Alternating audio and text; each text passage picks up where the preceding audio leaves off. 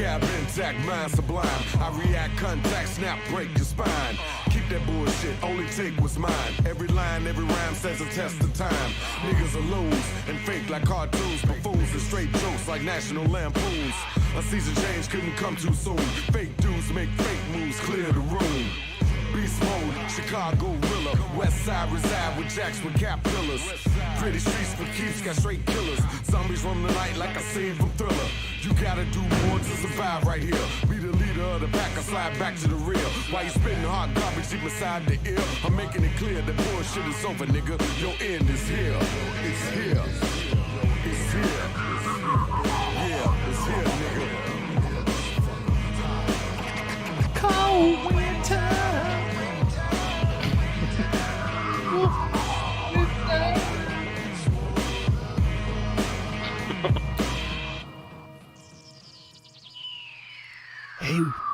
Hey, what's going on, everybody? What? We're going to be really quiet today because John's dealing with the migraine, so just try to keep it down. Yeah. If you want, you can call in and be quiet. Up here, we can actually join our Zoom, or there's a second phone number now in case the first phone number doesn't work. That's Google Voice. That's Zoom. You can call us on either of those with your phone, ask us fantasy advice, or, I mean, seriously, join us on the Zoom. We don't care.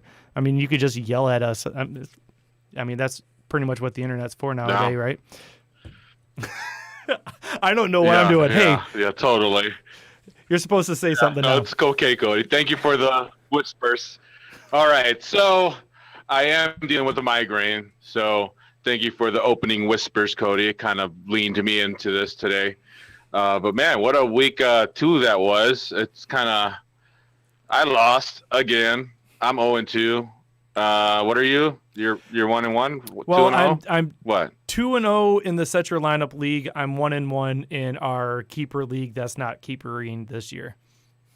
Okay. All right, cool.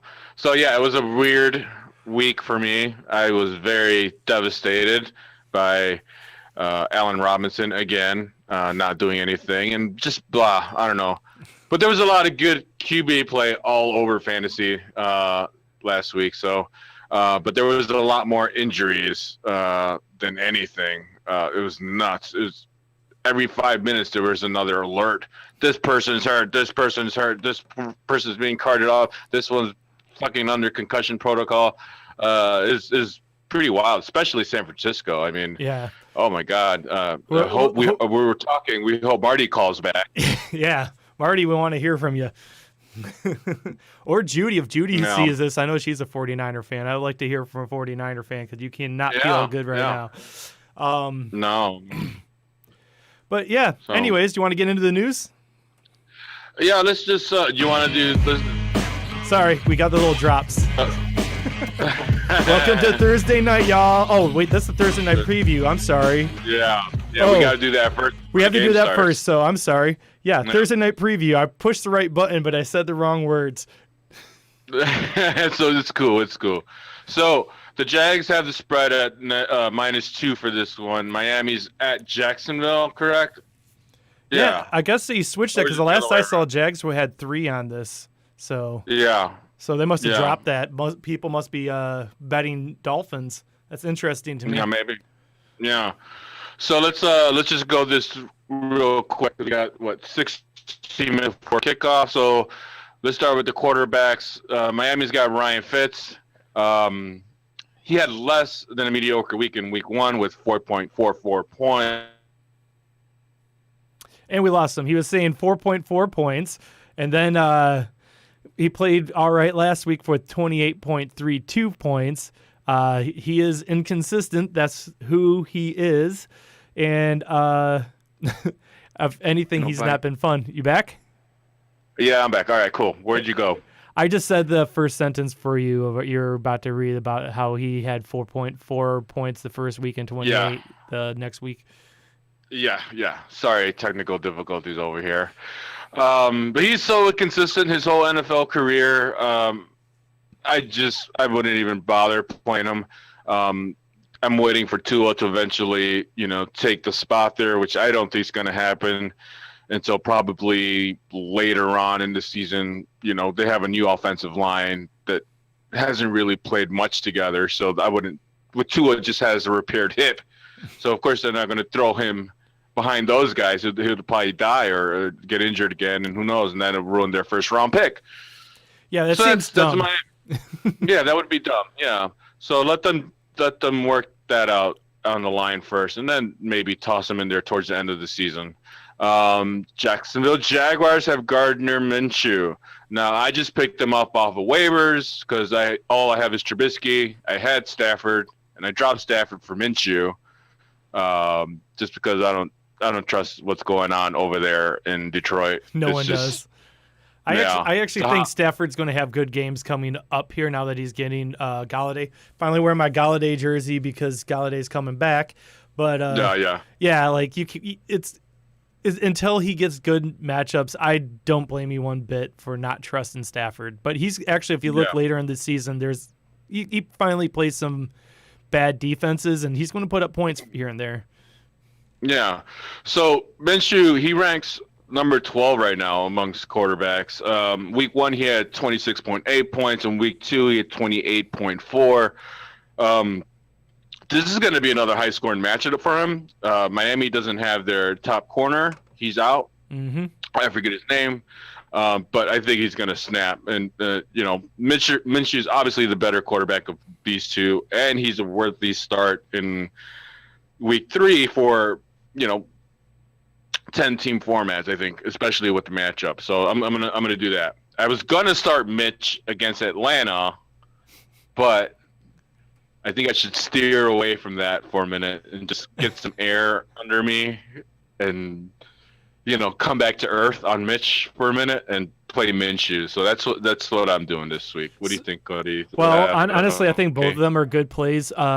The Bears have Atlanta this weekend, and the one thing that has been consistent with Atlanta this year is people have put up points on them. So, honestly, you could play Mitch this week. It might not be pretty. Like, the Bears could totally lose, and Mitch could look horrible doing it, but I have a feeling they're going to be throwing this game because Atlanta's offense is good and their defense is bad, and that's actually really good for fantasy on, like, whoever's playing because, No. Yeah, we'll definitely get in more depth. Yeah, we'll get in more depth on that matchup in a little bit. But let's go into the running backs. Miami, they have a three-headed attack actually, right now. real quick, I just want to say one last thing about the quarterbacks. I think Gardner Minshew is a young Ryan Fitzpatrick. That's what he feels like to me right now. Anyways, running backs. No, I do like his hair. He's got nice hair.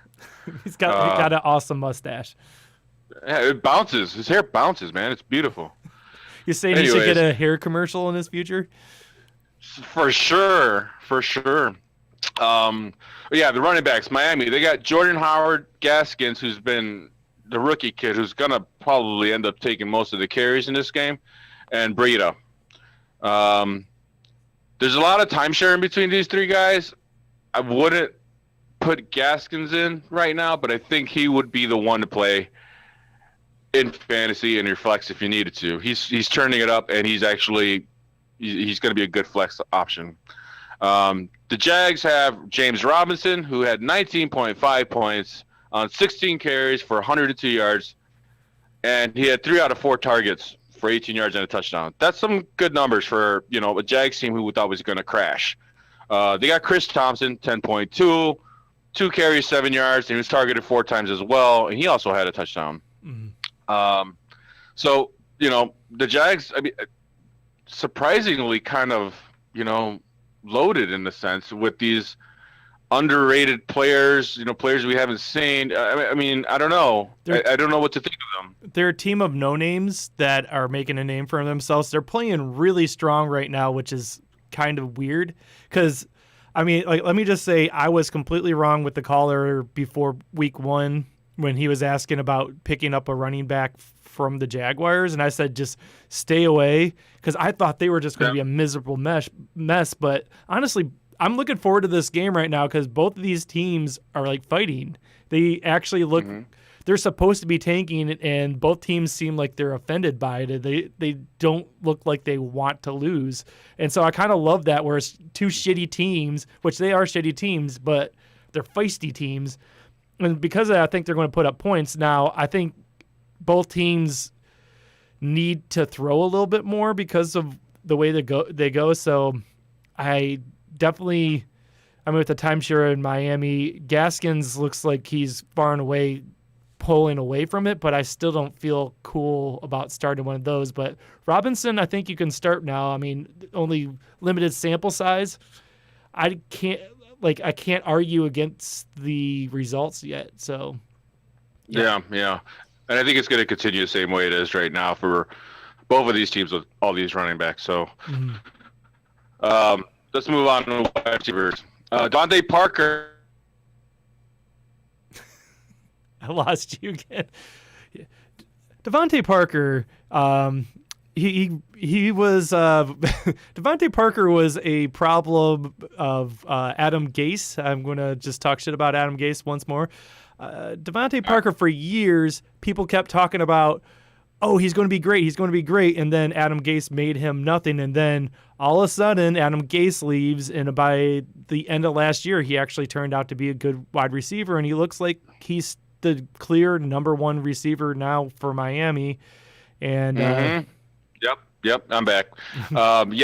He's definitely he's at least the only dependable one that I see, from there.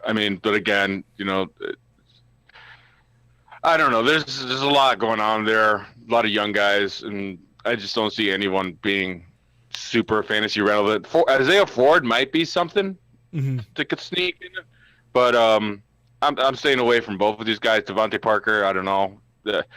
You never know. Fitz can throw 3-4 interceptions. He could turn into Jameis Winston in a snap, and it would suck for you any of these guys. Yeah. So I don't know. I would start Devontae Parker, but I think I actually have him in one of my leagues and I'm not starting him. But the one I wouldn't necessarily start, but I wouldn't be surprised, is Preston Williams. Last year had some good games with it, so he could come back. At one point, Preston Williams was the number one and Devontae Parker was the number two on the team last year. So I could see him having a good game one of these. Yeah.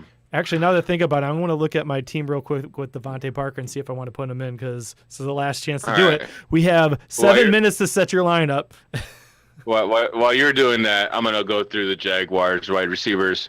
This guy, Minshew, he's been slinging it to all of them. Keelan Cole is the one that's really kind of highlighted right now because DJ Shark will be out this game. He's been rolled out entirely. They have this other kid, and correct me if I say his name wrong, Laviska Shenault. Shenault, you got right. I think that's how you say his name. Laviska Shenault. Yeah. That's a pretty cool fucking name. It is. Anyways, we're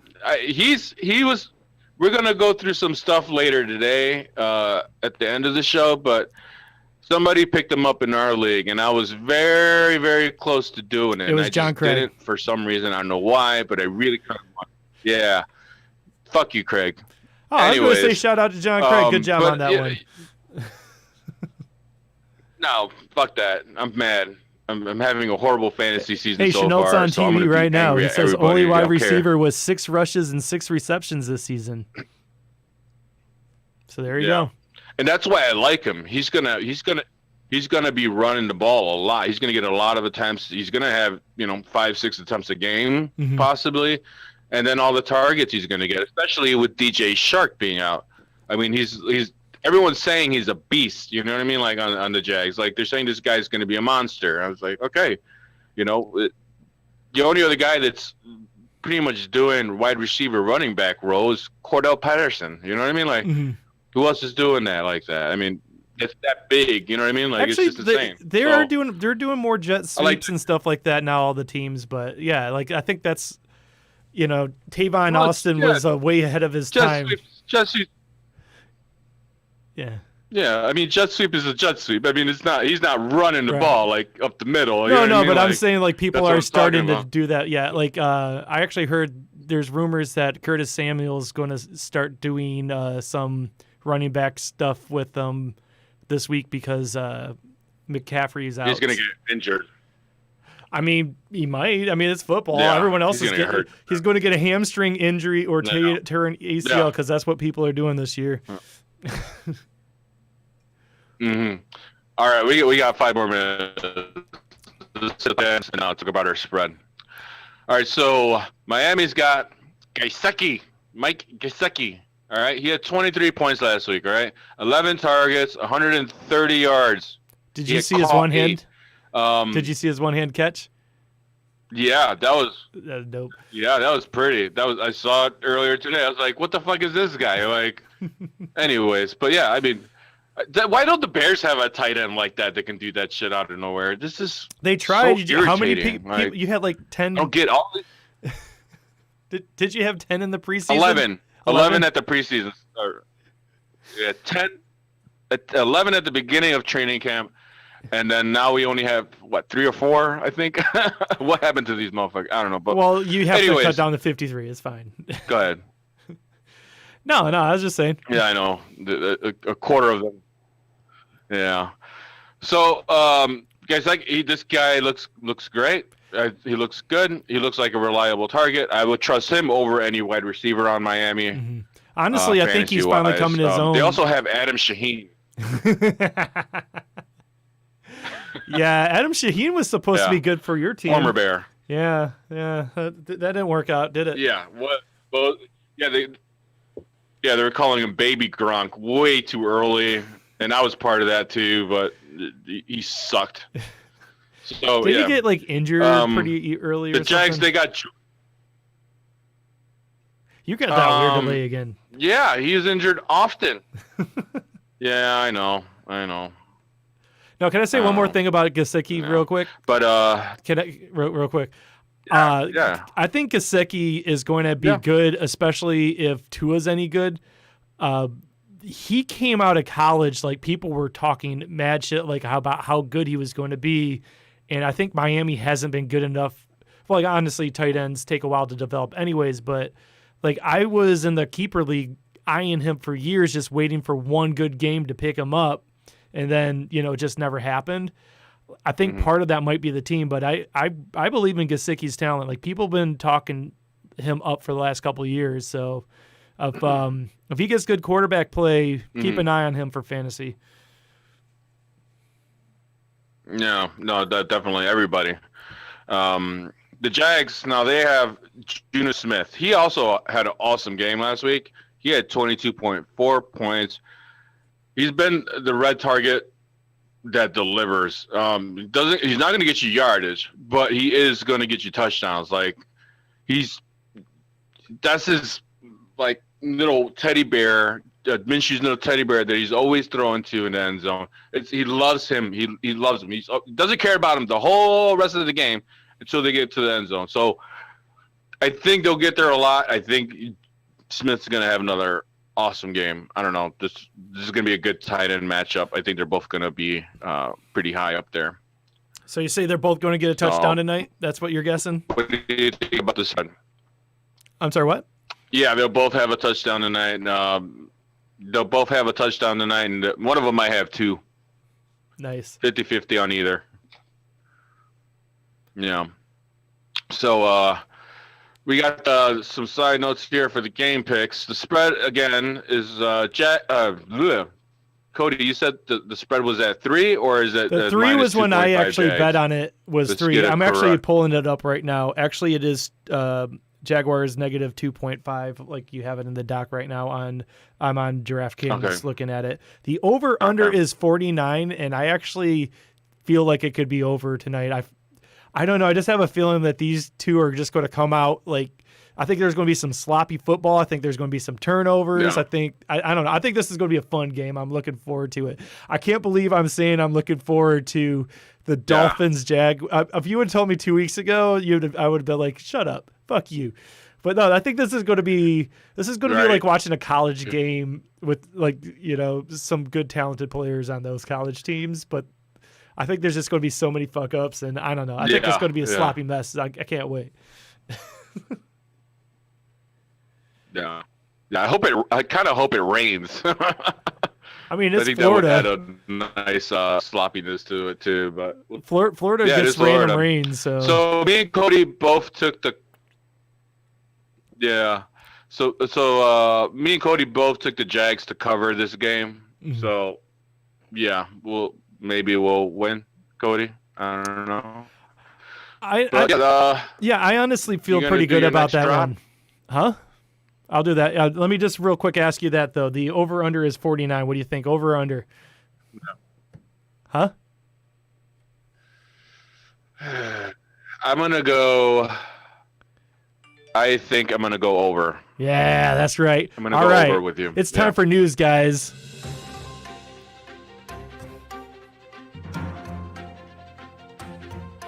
I gotta let this play for a second because it sounds nice. Oh, it's just going to keep playing underneath you. You can go right into it. I like it. Oh, okay. All right. So we got 7 torn ACLs in week 2, the most ever in one weekend of football. It's nuts. Okay. Let's start with the shit in New York. The Giants, Saquon Barkley, MRI, out for the season.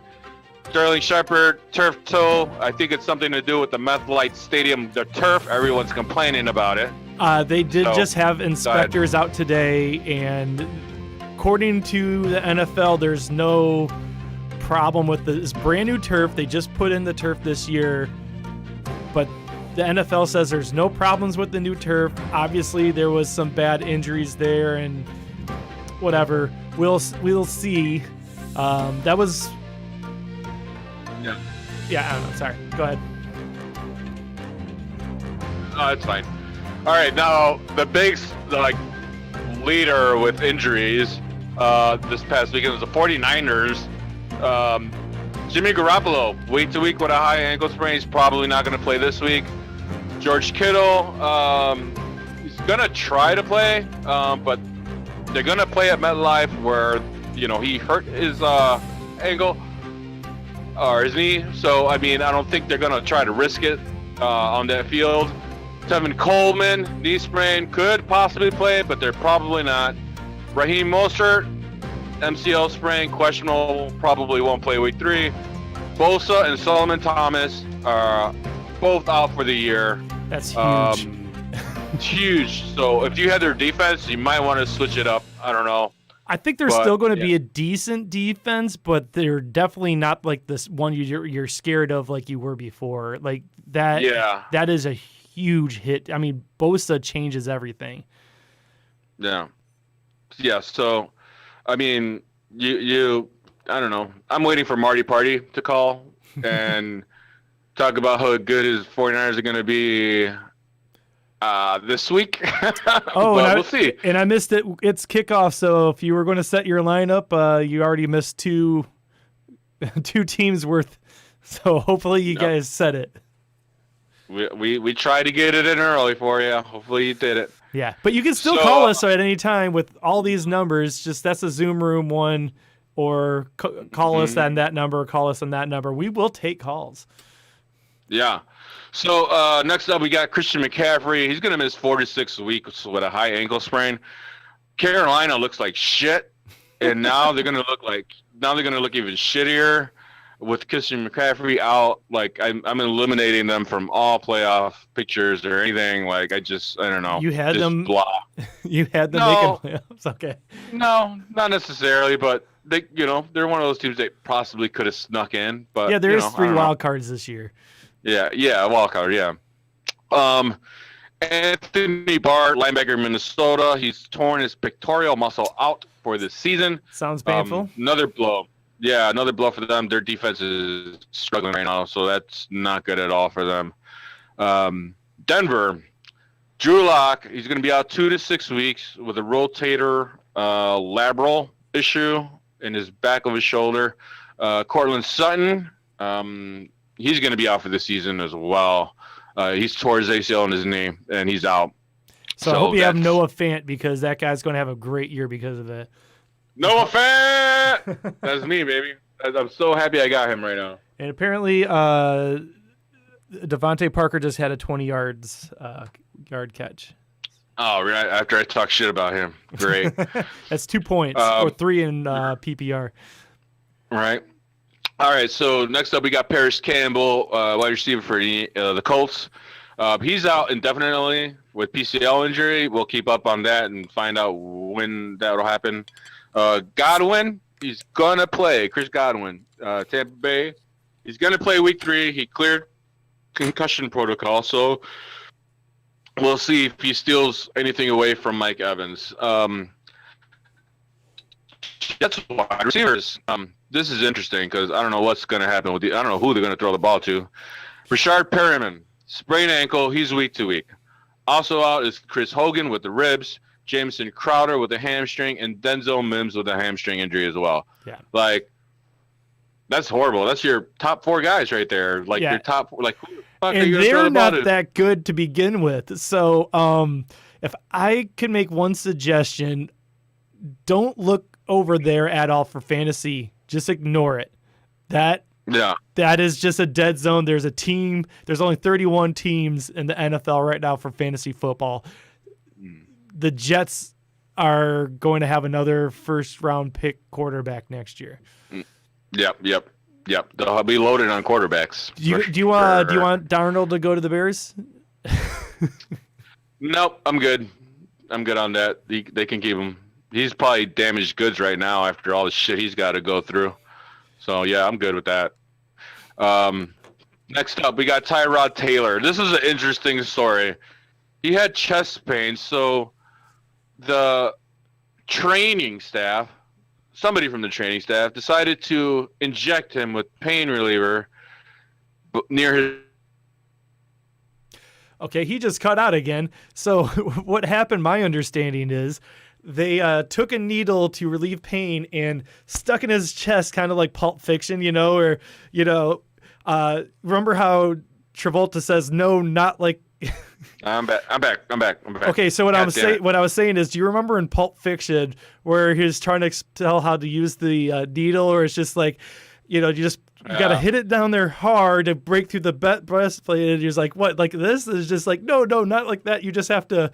I think that's what the doctors did. They were just like, like that. Anyways, they punctured a lung somehow. God damn it. Yeah, they punctured a lung. He's probably not going to play this week. The doctors have not recommended it at all because he has a hole in his fucking lung, and it's just probably not a good idea.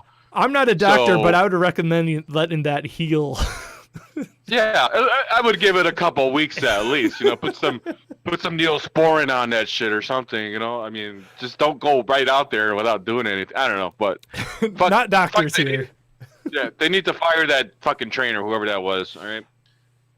So next, let's move on. Michael Thomas, ankle. He was absent from practice today, unlikely to play Sunday night versus the Packers. So you might want to find somebody to fill in because that's the last game. Or not the last game. You got Monday night, but it's a late game. You got a bunch of other matchups that you can fill it in if you got Michael Thomas. Kenny Golladay? I think he's coming back. I'm being positive. Yeah? You think so? Yeah, they were saying last week that he was close. So I mean, they're still monitoring it. There could be a setback because those hamstring injuries are lingering like that. Like you think you're good one day, and then all of a sudden they're like, no, fucking re-aggravated it. But I feel positive he's coming back. I'm not sure if I would start him right off the bat. Sometimes hamstrings are rusty, and I think he's got Patrick Peterson going to be shadowing him. Yeah. But it's really good for Stafford because I feel like Jones isn't a number one anymore, and he's been getting taken out of games completely. So if Jones is able to get open, that opens up Hawkinson, that opens up everyone. I mean, this is a good thing for the Lions. Please, Golladay, come back. Yeah, for real. So, that's Golladay. I don't think he's playing. A.J. Brown, Tennessee. He remains sidelined at practice all week. I don't think he's going to play, which bodes well for Corey Davis, which is on my team. I'm glad I picked him up. And then Justin Herbert expected to start again because of Taylor. I probably should have put those two together. Anyways. Yeah, that would actually make more sense. Did you catch any of his game last week or no? Yeah, I did actually. Yeah, I was watching Eckler, and I kept getting pissed off because Eckler, he had a decent game, but he would have had better if that other fucking asshole wasn't taking the ball away all the time. Kelly, man, Kelly looks good. Yeah, I was fucking yelling at my TV. I was like, God damn it! Eckler would have had a bomb ass game if it wasn't for that guy. Anyways, Justin Herbert's gonna start. I know it's earlier than they wanted, but I think he looks good. I think that he's going to have an all right career. We'll see. I mean, he did all right against Kansas City, so. Yep. Yeah. So we got Devontae Freeman signing with the Giants. Josh Jacobs. This is kind of a weird one because I couldn't get a whole lot of info on it. Leon Jacobs is getting carted off the field right now. Oh, that's great. Let's see. They're showing the replay. Oh, I don't know. Is that concussion? What is that? I guess I would, if we had the audio on and to say no, maybe it's a knee. I can't tell. He looks like he's in pain and he's on a cart. So, it's definitely it's a leg. It's a leg issue because that's the way the guy's holding it. I wonder if that's another ACL because they're just passing them out right now. Yeah. Pulling out the carts for everybody. So Josh Jacobs, he's got a hip issue. This is a weird one because I couldn't find a lot of information on it. I tried digging some more, even looking at the Raiders' own team site. He wasn't seen anywhere at practice on Wednesday and today. So there's a lot of weird shit there, but it's a hip issue, which could, they might take him out for a week just to kind of heal it and make sure. Precautionary reasons. Yeah, I think they got like the Patriots this week, so they need Josh Jacobs. Yeah, they do. Next up, we got Julio Jones. He further injured his hamstring and will be week to week. He did not practice today. Not good. I don't know. Yeah, I'm gonna guess he's gonna play, but the one thing I will warn because I just don't know. I want to warn you to this. I've had Julio Jones in our keeper league for years, and he is famous for playing injured, but as a decoy. So he'll go out there and draw the coverage. But just not do anything, and they just do it to take the coverage away, and they scheme him out of the game intentionally. But it's just be aware. This could be one of those games. I would never tell you to just sit Julio Jones, but monitor his practices. Yeah. So, I mean, it's good for us, as a Bears fan. I'm down with him not playing. That's cool with me. Your odds increase incredibly if Julio Jones is not playing. Yep. Next up, we got Devontae Adams, wide receiver of Green Bay. He's considered uncertain for week 3. He hasn't practiced in 2 straight days. So he's been a monster in fantasy. So if you got him, you definitely want to jump the gun right now and keep an eye on him, but have a backup plan ready right away because that's going to be a big hit for your team if you leave him in your lineup and don't pay attention. What's his name? What's his name on our league who doesn't pay attention and leaves players in that aren't playing? I don't know who you're talking. God damn it! I have which league? Total fucking brain fart right now. Which league? Set your lineup. Oh, set your lineup. I feel like Adam didn't do that this week. Adam. No, he. We'll get into that later because I feel like I did call someone out for that. Yeah, it was Adam. So next up, we got Sammy Watkins. He's got a concussion. He did not practice today, and he still has not been cleared. Yeah, that one came out of nowhere out of me. I did not see that one anywhere else. And then Sammy Watkins has a concussion. He also has a neck injury I saw too. So I don't know. And touchdown. Who is that? 18? I don't know who 18 is. Williams. Preston Williams. So remember how you were talking about which Miami wide receivers? Preston Williams. Preston Williams? Yeah. I think All right. I think I did say that if you were going to start. Yep, you did. You did. You called it. All right. Cody, the biggest news of all. Go ahead. I just threw this in there. This is just because I'm obsessed with this story. Robert Kraft, who is the owner of the Patriots, he got busted a year or two ago in a.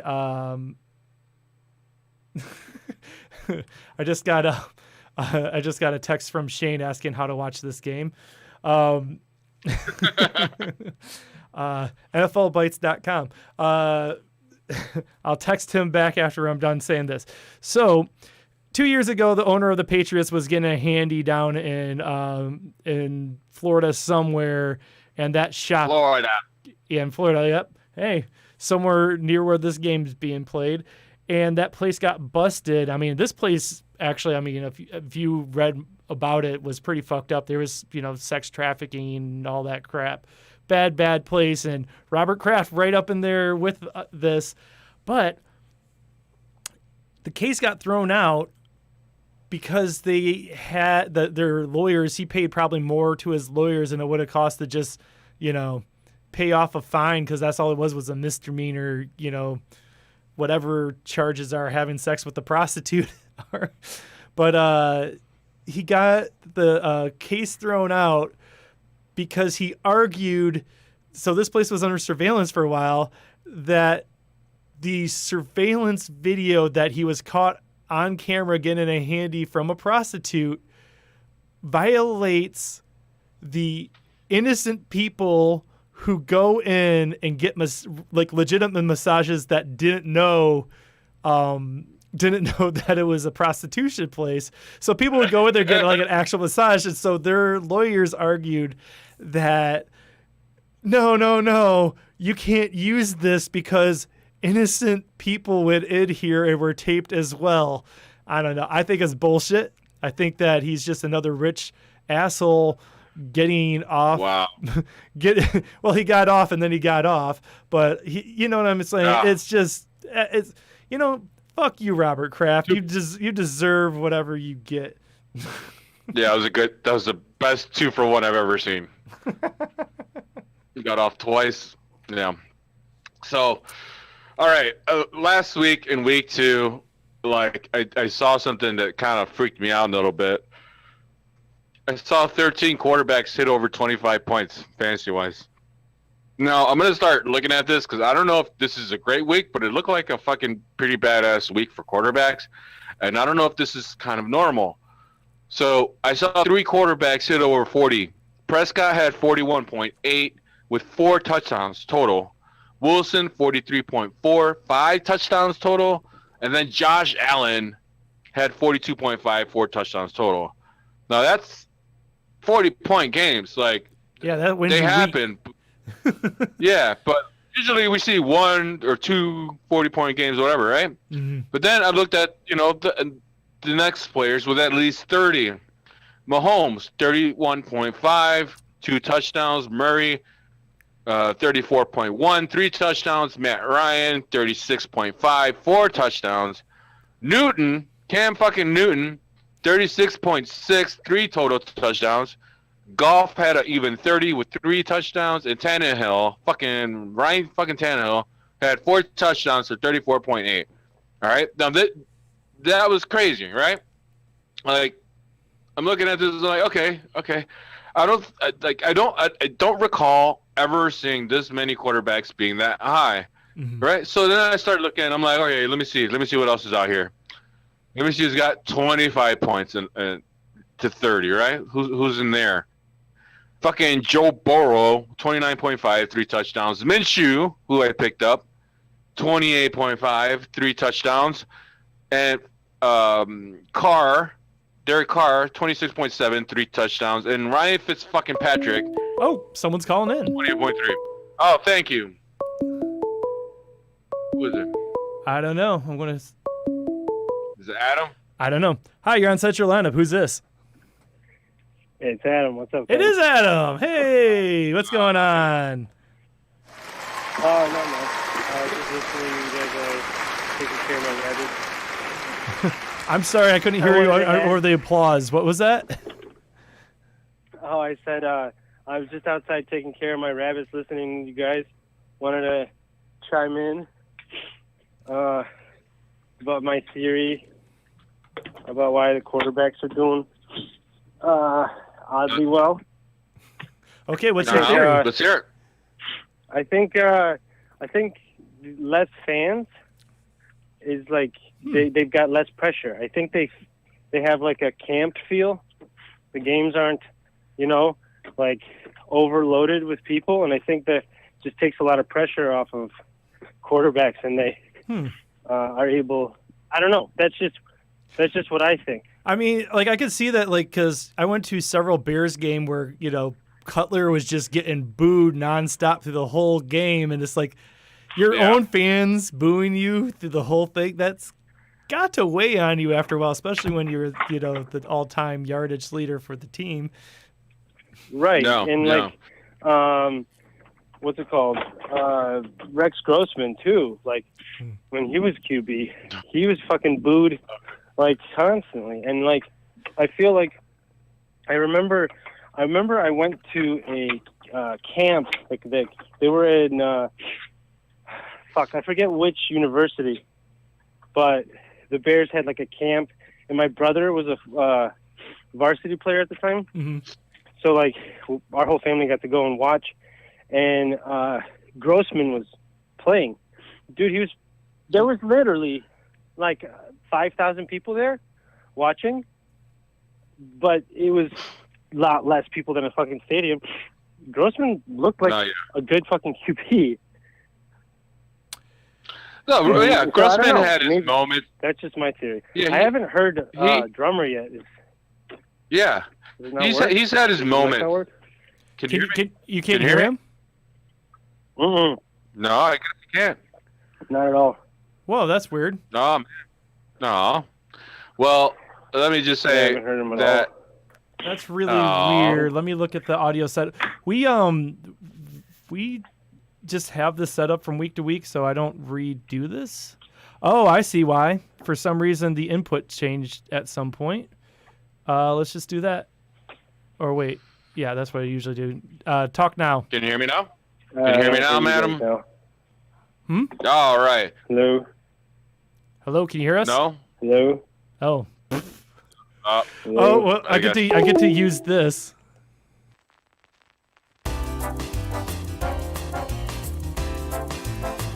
Oh, man. I tried to use the technical difficulties thing, but it's underneath the... Oh, man. I got so much going on right now. It's all right. But to Adam's point, like I think it could be definitely something that's plays a part in all these quarterbacks, doing so well. I mean, it makes sense. Mm-hmm. But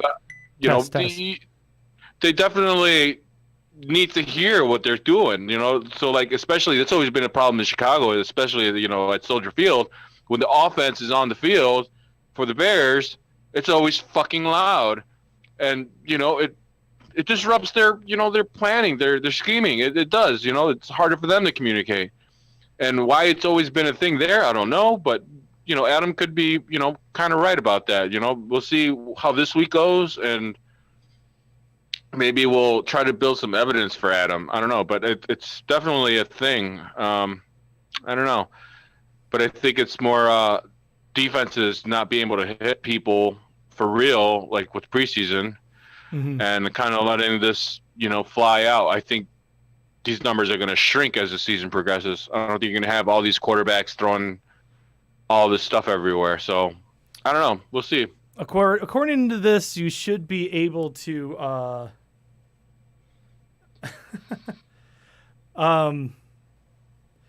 should be able to call. Yeah, he should be able to call in now. All right, I got to send him a Zoom. He's going to come back in here. Okay. Hey, Shane's watching. Hi, Shane. NFLBite.com. So NFL, then BITE.com. Go there, and there's always a bunch of streams you can get there. You shouldn't promote that, Cody. We could get in trouble. Can we? No one's really watching except for our friends. I mean, right? if we ever if we ever do get big, oh, someone's calling in. Adam? Yeah. Hey, what's up? Can you hear John now? John, talk. Can you hear me, buddy? Yeah, I can hear you. No. All right. By the way, I was starting to type in the Zoom, but if you look at our screen now, I actually have the Zoom at the top here. It's the 486-381-4610. Okay. Do you guys want to do a shot? All right, yeah, just give me 1 second here. Yeah. All right, cool. I'm hitting send. I'm grabbing. Where is my whiskey? All right, I'll call back on Zoom. Oh, okay, cool. I'm sipping on some Estrella Negra mezcal. Try to help me with my headache. My fucking migraine won't go away. Sucks. Oh my God, Fitzpatrick's got the ball again. What's happening here? This is not good. Damn it. I don't know. I feel like I got I feel like I got off track at some point. Like I got too much stuff going on. I want to try this one more time just because I thought it was fun.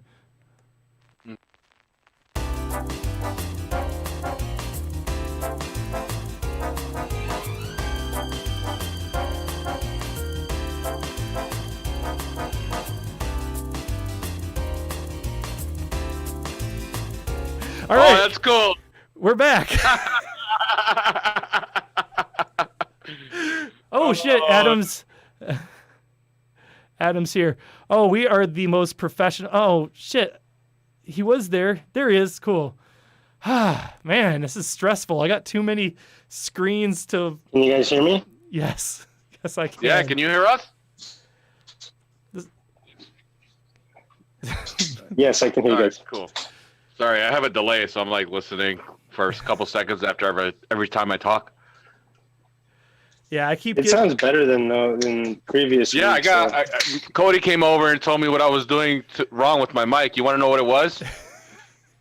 I was talking to the wrong side.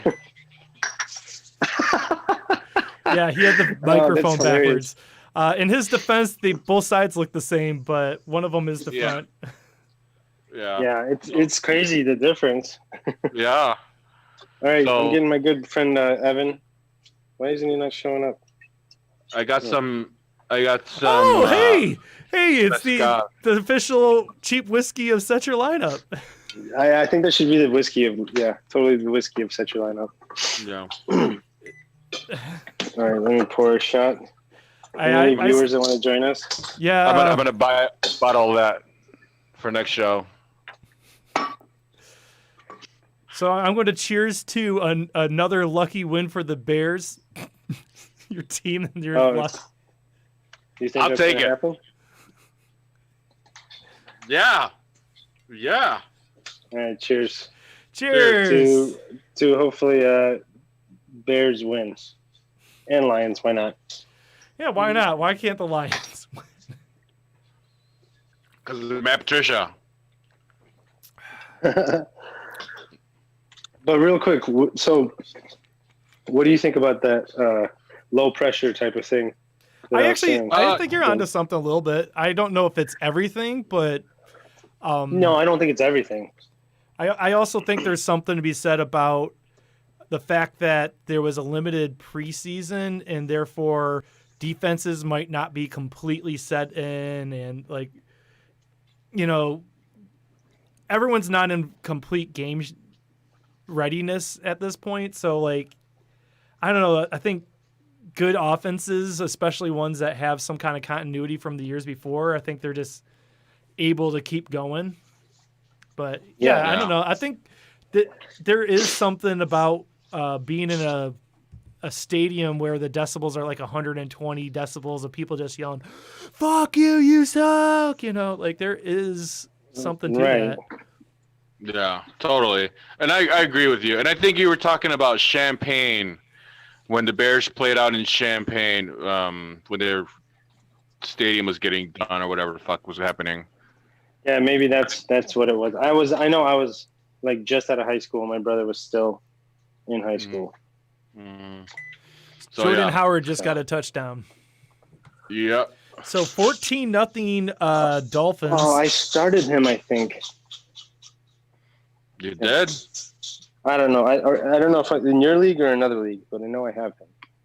I know I fucked up this league. I heard you talking shit about me earlier. Yeah. You're always, it's only 2 games in the season. No one's in or out yet. There's still plenty of stuff. Yeah. It's just last week you had someone in who wasn't playing. I had 2 tests and a paper due, and I fucking procrastinated. Yep. Because I was like, oh, I'll get them done, and then I just kept pushing it off. I was like, always tired. I just always be fucking tired when you have kids. Yeah. So. Yeah. Like right now, I'm just picking up toys off the floor. Wait till they get to school and have to do online school. That's fucking. Oh my god, it's so draining. I'm assuming by the time by the time your son's old enough, hopefully they're not doing online classes still. Oh my god, yeah, I for hope real. not. My wife's manager, she has she's older and she's got a daughter with 4 kids that lives with her due to the pandemic. Possibly, I don't know the exact details, but anyway, she's got 4 kids running around her the entire time. She's trying to work like a $200,000 a year job. Wow. She said, my wife said it's like it gives her anxiety. She can't focus. Like it's like, but what are you gonna do? You know? Yeah. No. Yeah, it's crazy shit. Strange times. It is strange. Strange times. So with all the injuries going again, did Cody make another memoriam? Oh yeah, you want to put that? Yep, I'll play that real quick. Let's see your memoriam. So yeah, I really wasn't planning on making this 2 weeks in a row, but we lost too many people this week, so I guess we're going to keep doing this if people keep injuring themselves. So I'll see you guys in a minute and a half.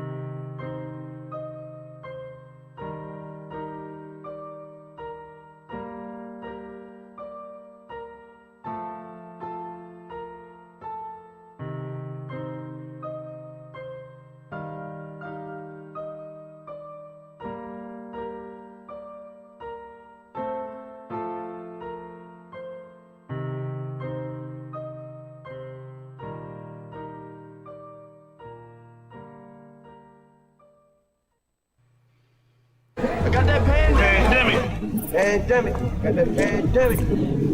Pandemic. Pandemic.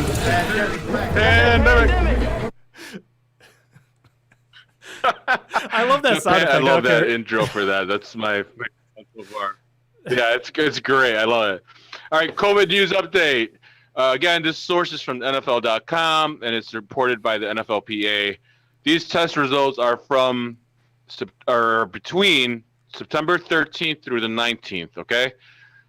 14,074 tests were administered to players. There were 0 that tested positive.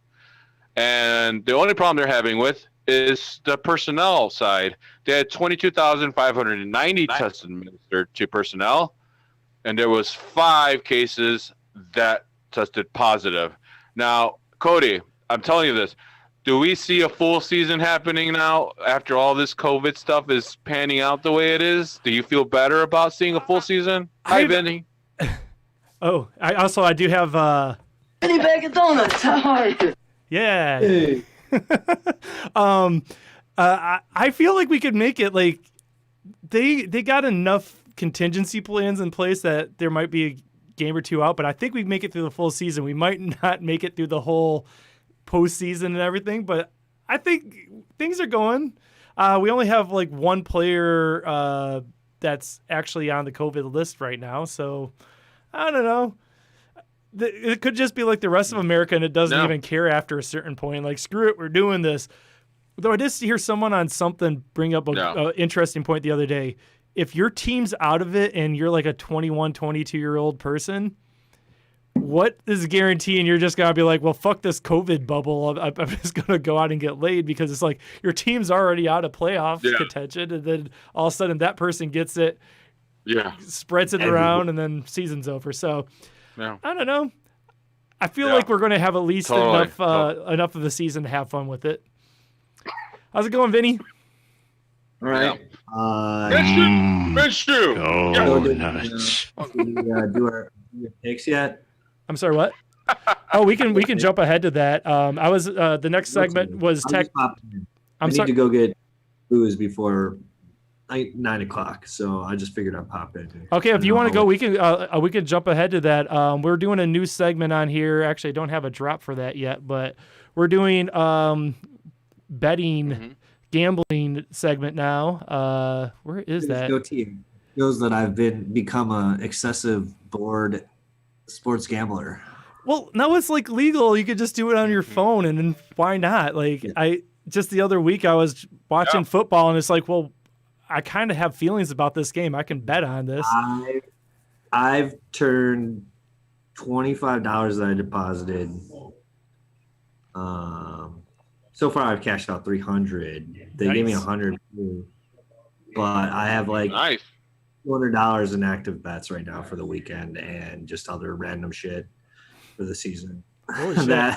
You're way further than me. One and just like kept putting it back because I took the 300 out, and then there's this weekend I could win like a G or something.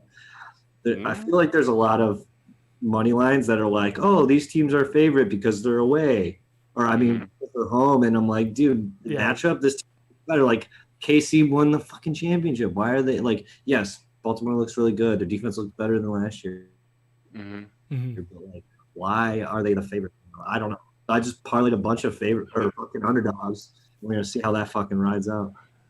Sounds fun. I'm just dipping my toes in this right now, so I'm very interested to hear your thoughts.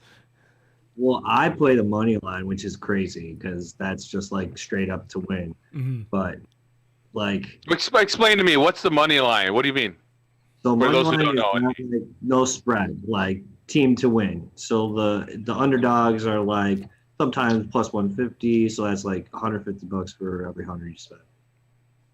So okay.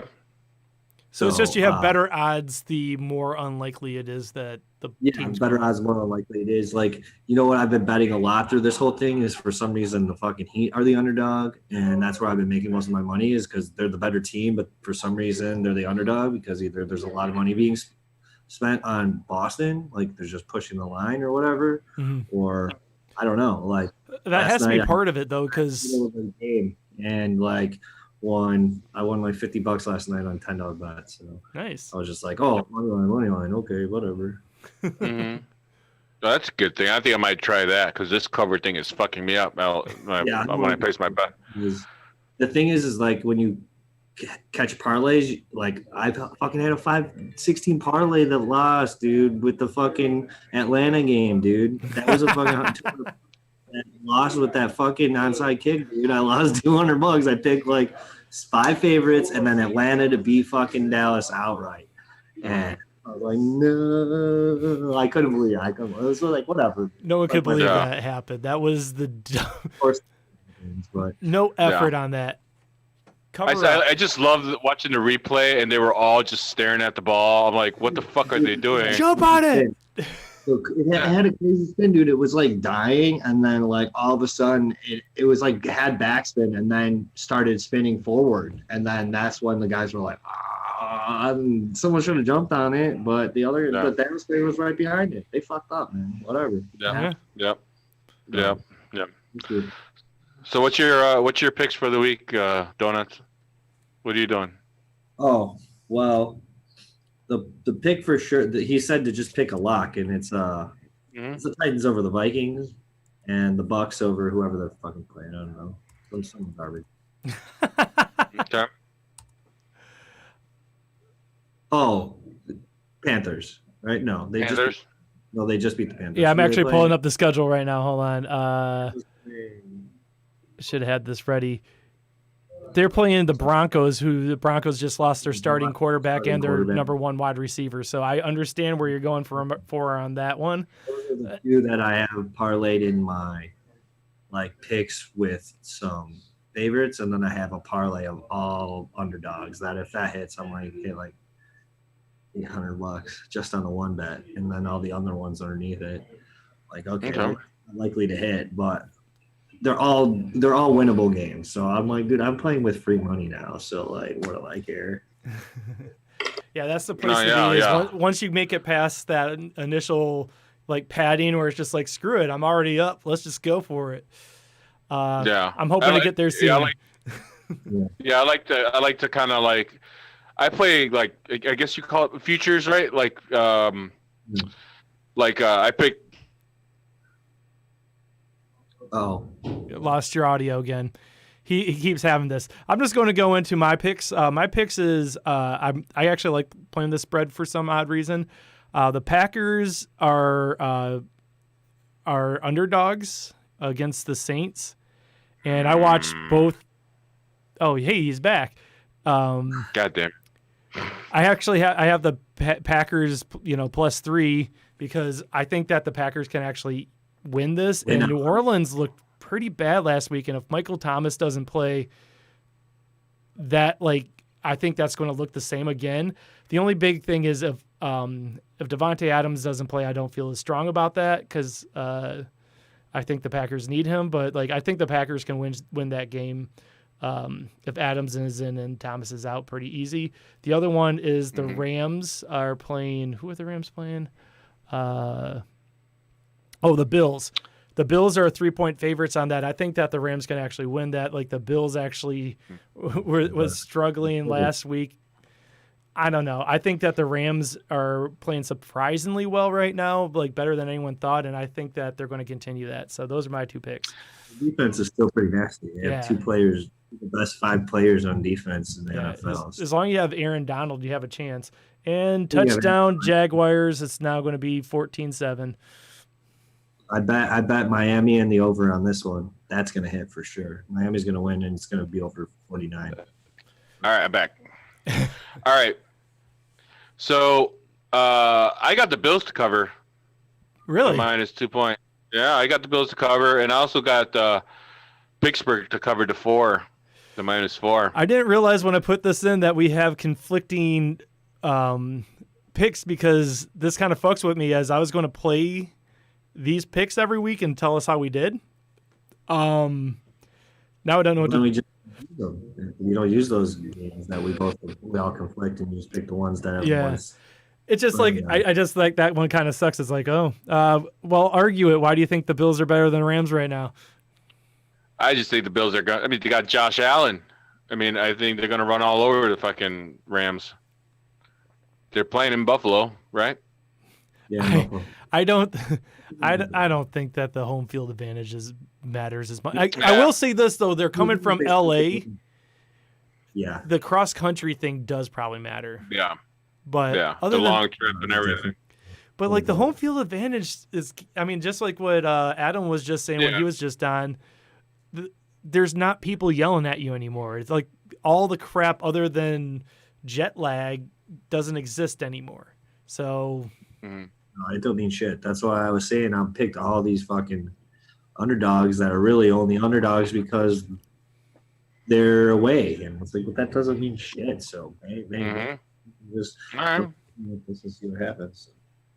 All right. Well, I'm gonna break out because I need to get more booze, but I wanted to. Sorry, we'll confirm a time for these pop-ins.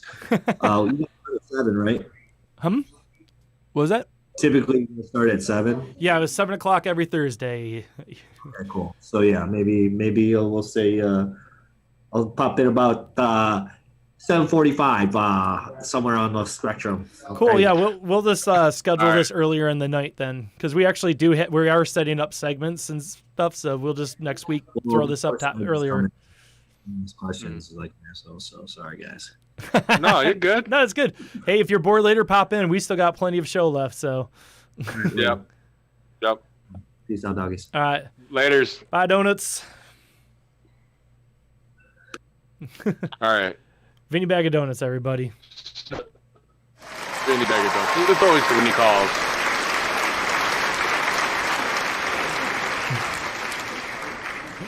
All right. What were we going into? Oh, next thing up is. That's your lineup fantasy league. Yeah. It's the official Set Your Lineup Fantasy League. Oh, and it was a good week indeed. Well, for some of us. Yeah. Not all of us, including me. All right. So this week, first up, we had my team was playing John Craig. Tyler Higbee carried me to 2-0 over John's team that was let down by Will Fuller and Sammy White. Dude, I'm fucking trying. Trust me, I'm trying my ass off. The stretcher's name's Rance, right? Yep, that's Yeah. Rance. So Rance's team had the second most points this week with 151 points, but he still lost by 27 points to the undefeated Drew, Chicago Bigs, Dogs, Hogs. Drew had 178 points. We're only half-point PPR, just standard half-point PPR. He had Allen, Kamara, and Chubb, who combined for 57% of the 178 points, which was 102 points just with those three players. Like, yeah, pretty fucking good, good weekend for you. That's insane. That was insane. 102 of his points, are three fucking guys. Yep. Or four guys. No, three. Three guys. Oh my yeah, God. three guys for 102 points. So, hey, yeah, he's looking pretty good going into the next week. So next up after that was Mike Devlin versus Lino. Boogie That's what it Nights. was. Yeah, so even after losing Barkley, Devlin did what his Giants couldn't. The Giants couldn't. And they ended up with a win, partially because Lino didn't take Kittle out. You know what? Set your lineup. Line up. For real. Oh my God. So Lino, set your lineup. You could have won. You were only 9 points behind. Whatever. But Devlin's 1-1. You're 0-2. So step it up or you get no money. All right. Next up, we had Adam who called in earlier who lost, which we brought up because, he forgot to take someone out. So Adam, your fictional son will starve if you keep forgetting to. Come on, you're supposed to help me out here. Set your lineup. Your lineup. So yeah, you're just. Sorry, I'm on a delay. You're on a delay, but come on, you see the Google Doc I'm going off of. Yeah, I know. Yeah, people need to quit making this so easy on undefeated Otto. He's riding the success of Seattle, letting Russ cook like Otto does his delicious pozole, available in Rojo and Verde. That's Estrella Negra. Estrella Negra at the corner of Western and Fullerton in Chicago. That's a nice plug. Good job, Cody. I know. Nice plug. You got to put the plugs in there. So next up's your game. My co-host is apparently trying to promote the show by giving out his cash. That's the only excuse I could think of for you being 0-2. Brandon will gladly take that win and go 1-1 off of a solid but not great week. I mean, you were close. You were, within 10 barely. Yeah, whatever. It was. I was watching the last game and I was like hoping. Nothing happened. Nothing happened. I was so sad.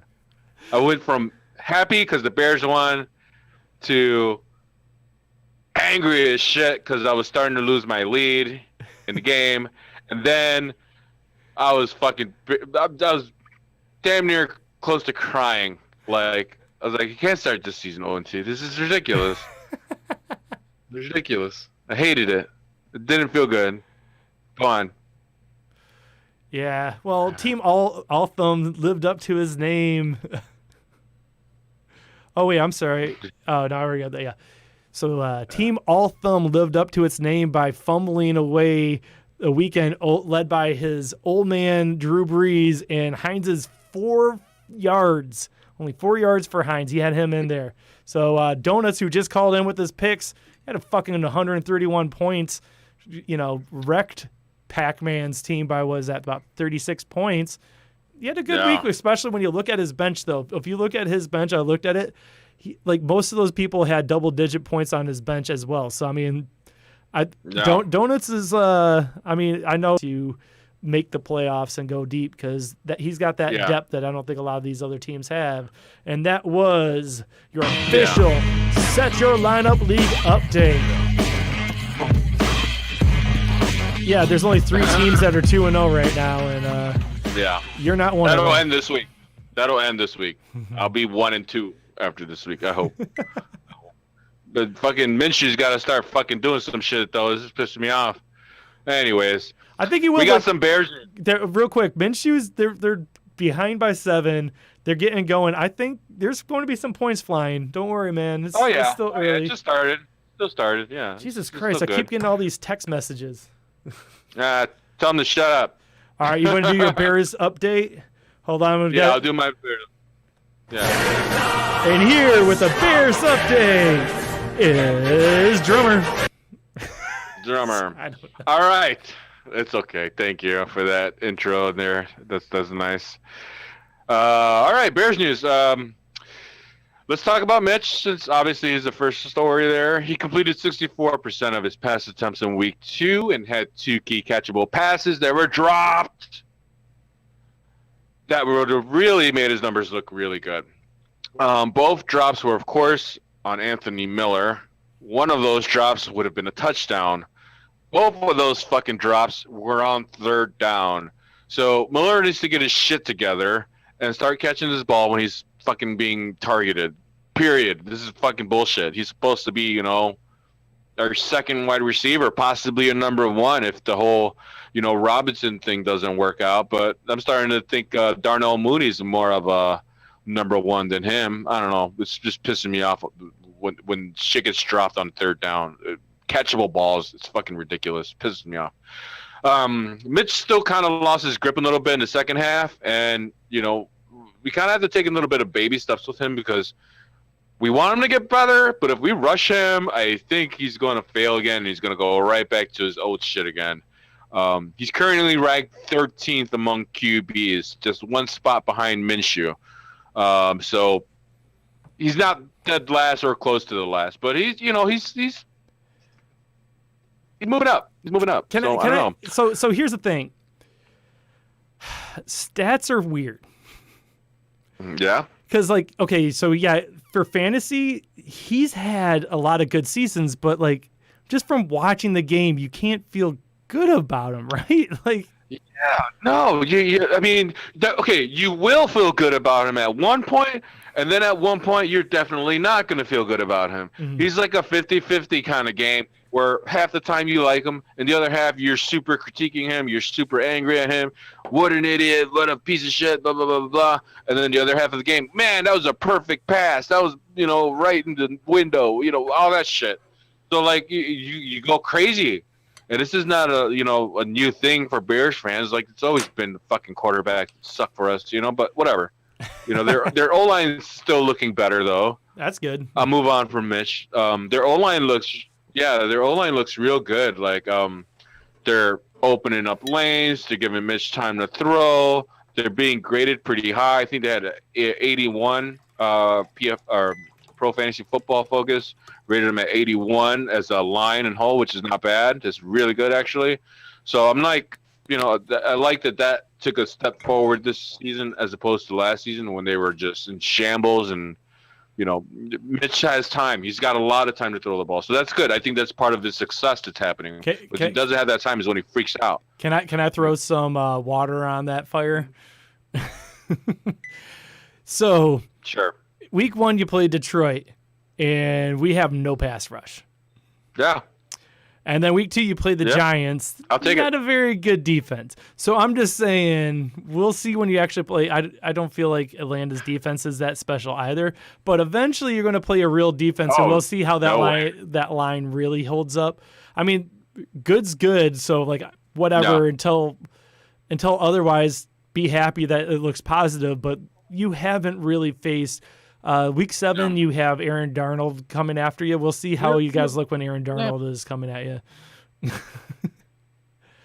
I just want to get excited on anything based on the Lions. The Lions look awful. Are you there? Did I lose you? I'm back. Oh, I'm back. Sorry. I don't know why that is. It keeps happening. My internet looks good. Everything looks fucking. I don't know. This is fucking laptop.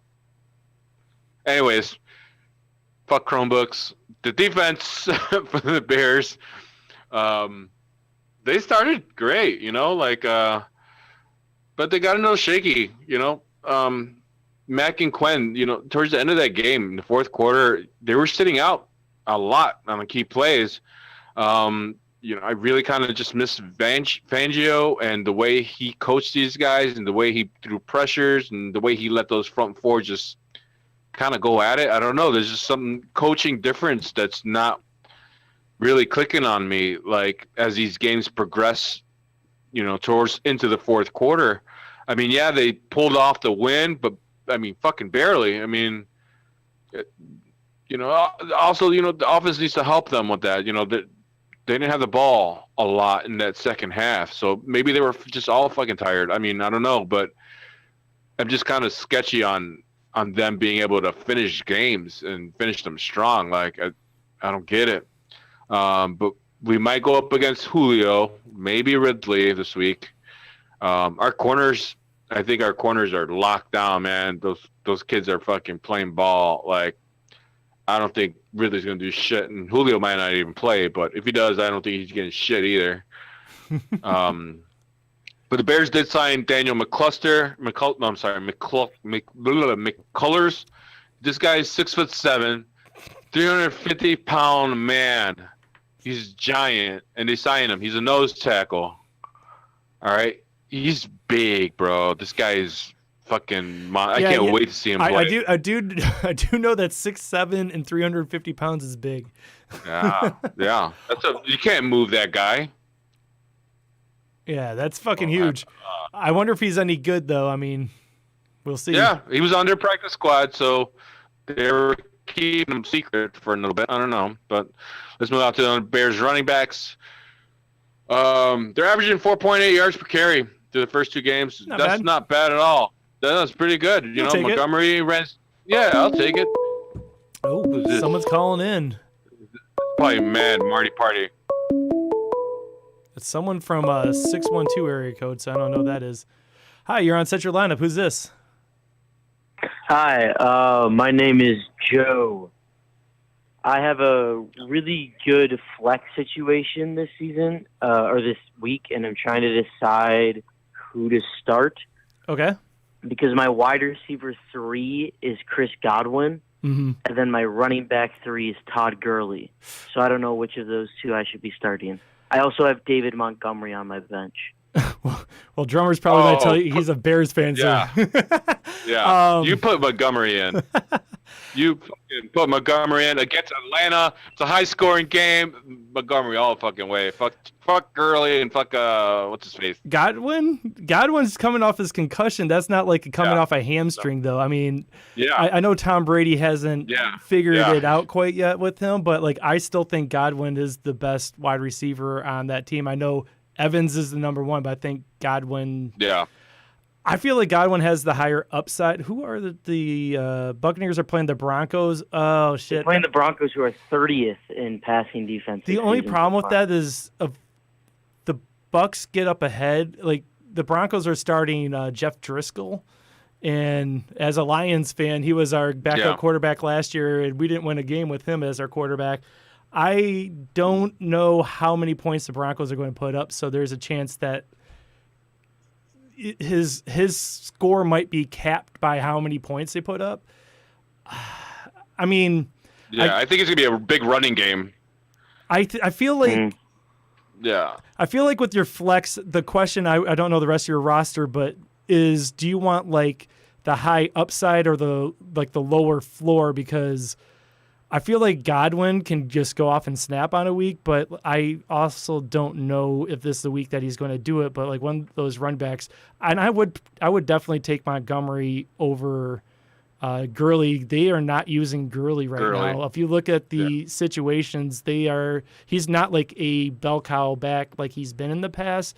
Montgomery is, and like it looks like the Bears are starting to shift over to him a lot more.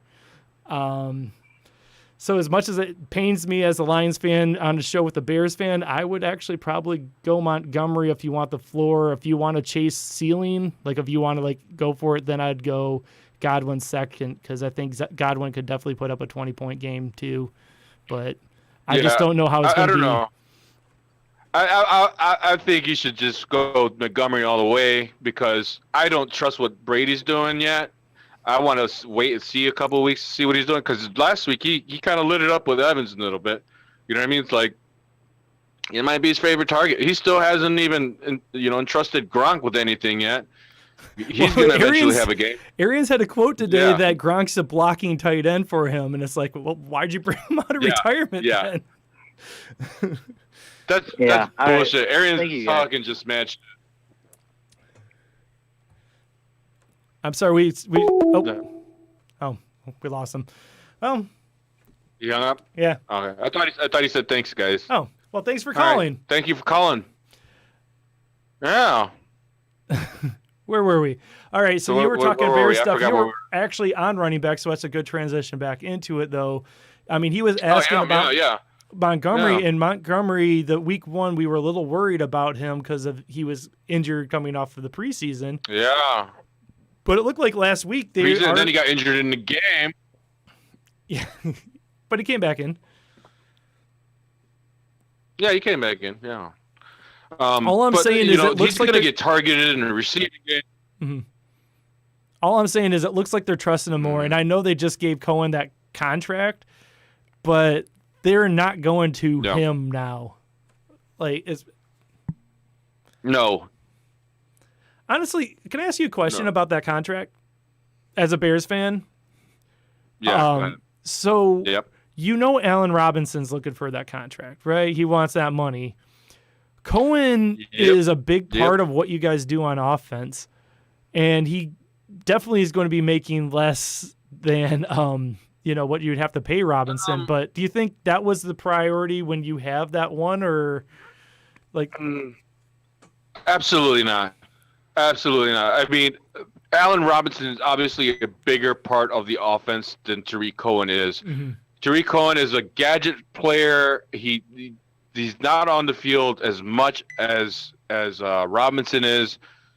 I mean, everyone on the team knows it. Like it's kind of really fun. It kind of made me mad that they signed Cohen to a 3-year, $18 million contract. It's honestly not that bad. I just don't get it. I don't know what they're trying to do. That's not that much money when you really look at what the, comparable players are. It isn't.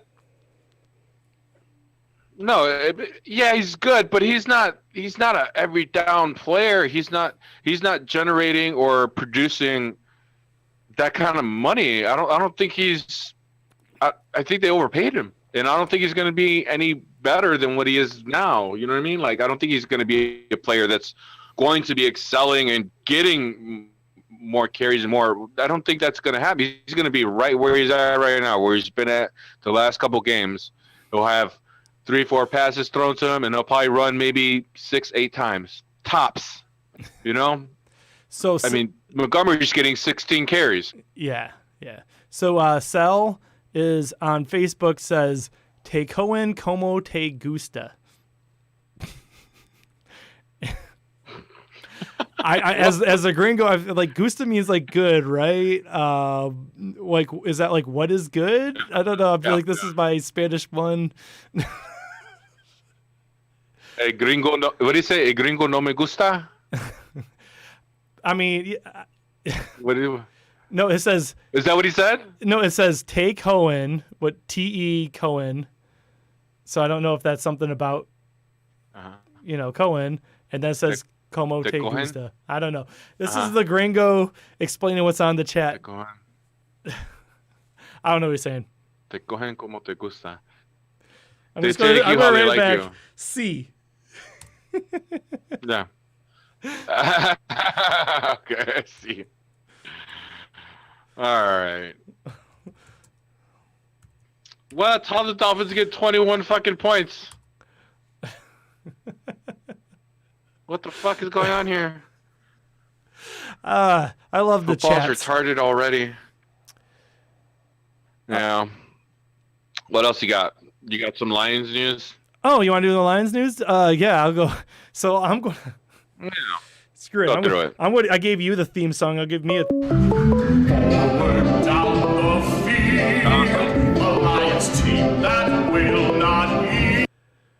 Hi, you're on Central Somebody's Lineup. calling. Who's this? Somebody's calling. Hey, what's up, it's Sal. Hey, Sal. How's it going, man? Hey, I was saying te cogen in Spanish. It means I'll bone you, like you like it. Oh, okay. That's all I was saying. I like cogen. Okay. My co-host speaks Spanish, and I was trying to relay it to him, and he didn't do me a good job of translating. So I'm blaming him. Yeah. Oh. I thought you said te cogen. Te cogen. Te van a coger. Te cogieron. Translate. I'm blaming him. Yeah. Oh, I was turning it up because I thought he was talking, but that was actually the replay that was playing in his speaker that I heard. Oh, yeah, there's a Ah. glitch. Hey, man, this guy's in the Matrix. He don't get it. Turn that shit off. So, Sal. Oh, okay. Well, that's Sal. What's up, Sal? You Thanks for the call. all right? Anyways, you two can Jesus, call it Sal. anytime. We got phone numbers everywhere. We got Zoom. You can just be on the Zoom. That's what we do here. We talk. But now it's time to talk about the Lions. I already played the theme song. The Lions, not doing too well. But here is one of the positives. Jack Fox. Do you know who that name is? Is that a kicker guy or something? Yeah, I was surprised you didn't just look at the show doc. Yes, he's a rookie punter, and 2 games into his rookie career, he's already third in average yard per punt, and there's already early talks about him making the Pro Bowl for special teams. And so, Aw. That's exciting. So that's that's exciting. That's Cody. what I'm leading with, is because that's how the Lions season's going right now. Is I'm talking about our rookie punter. He was an undrafted free agent that we pulled off. So yeah, that's the good. Now to the bad. Oh my gosh. All right, so we talked about this a little bit last week, but I do not know what Patricia's problem is with man coverage. We have no fucking pass rush right now, and we keep doing this man coverage bullshit where week 1, it was partial because 3 corners got injured and they threw in, a bunch of backups who didn't really know the scheme as much for like the zone concepts and all that. But week 2 against Aaron Rodgers, it was Okuda's rookie debut, our 3rd overall pick corner, first game in the NFL covering Devontae Adams, and we're just putting man coverage on Aaron Rodgers, who's looking great, and it made no fucking sense. We had no pass rush. There was no, he had all the time in the world. You give Aaron Rodgers all this time, we blitz less than almost anyone else in the NFL, and we were like, why'd you guys lose by so much points? Patricia was supposed to be a defensive mastermind. That's how we got him. Our only saving grace right now is the offense, and that's because Patricia lets Darrell Bevell do his thing, and even our offense looked bad on last Sunday. Yeah. It is fucking so frustrating to just watch this because we do actually have some decent players here and there, and we got rid of so many good players to bring in his players on defense. These are all Patriots players that he brought in, like Collins and all this shit. We have so many ex-Patriots on our defensive side, and he can't do shit with them. And at some point, we have to I don't know. Do you think your coach is going to get fired? Oh, he's getting fired this year, yeah. Yeah. He was supposed to get fired last year, but because of the injuries, the owner said, we'll give you one more year because we like what you're doing. And honestly, I do defend that in the respect that when you just fire a coach when they're building something new, they brought in a GM and a coach that worked together trying to build up something from the ground up. You kind of have to let it go out, and with more than half of your season you don't have your starting quarterback, you don't really know where that was going. But at a certain point, he has 9 wins right now, which was what the coach that got fired to let him have the job had the final season of his thing. He has, in 3 seasons as our head coach, as many wins as the person who he took over for in this final season. That is pathetic. Also not good. We've got 20 penalties so far on the season. That's second worst in the league. That's on coaching. Like, you're supposed to be this coach that's teaching discipline. Fuck you. Get some discipline in there.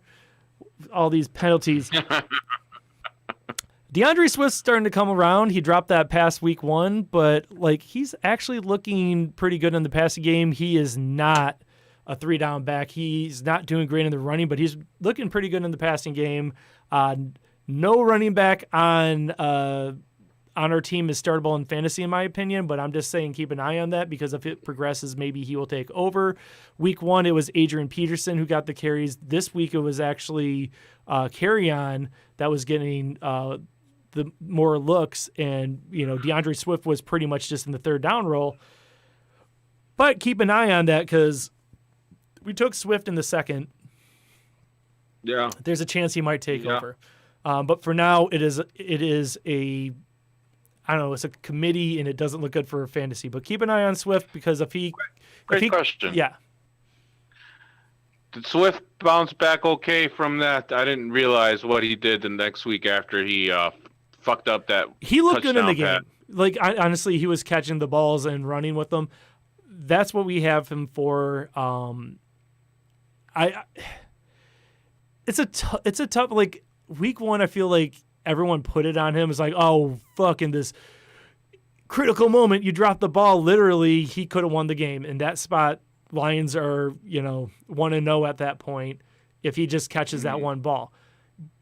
That was not his fault. That was just that moment. There were so many other things that got him in that position. He was a rookie running back, and I like what Stafford said after that game where he was like, every time in that situation I'm throwing it to him. He just dropped the ball.